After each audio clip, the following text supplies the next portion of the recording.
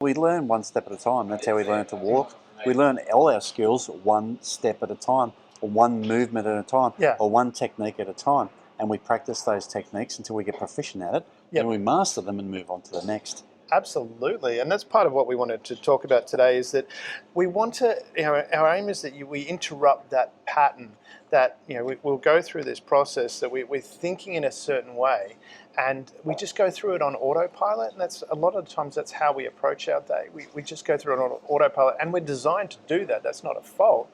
We are designed to do things in a way that makes it efficient, but sometimes it's good to interrupt that pattern and go, well, maybe if we did it slightly differently, it would improve the quality of our life, which is what we're aiming for here. Well, some people may look upon that as fanciful. Yeah. They may think, how can that improve your life, really?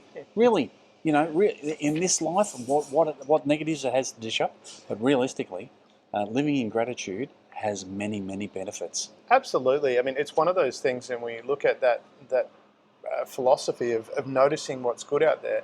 A lot of times people think that it is actually just, it's what's out there that shapes your world, but really it's what's going on inside your mind shapes your world. Yes, that's correct. Yeah. And your environment recalibrates to make sure you receive those cues and feedback to reinforce what's going on in your mind. Absolutely, and it comes back to that principle talking about before of, you don't have a bad relationship. You're relating to someone in a way that's not effective. Similar, gratitude is not something that just happens. It's not something that's because of the environment around you.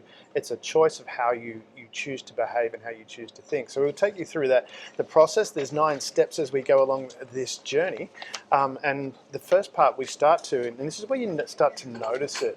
We call it the fog, and it's that where you're going through life, and you got through yesterday, and everything just feels like you just kind of got through, and it's like, oh yeah, it is the way it is, and it's one of those things that you kind of feel that you kind of lost goal, lost meaning, lost purpose, and it's just one day blends into another. I think everybody has experienced the fog at one stage or another. Absolutely. I think people get out of bed with a bit of fog, and I'm not talking the stuff that's hanging around in the hills and the undulations in Latrobe City. Yes. I'm talking about mind fog.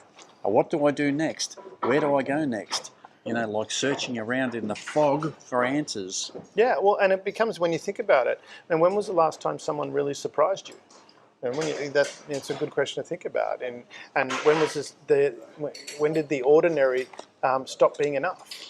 It's one of those things, and it's a challenge that we go through.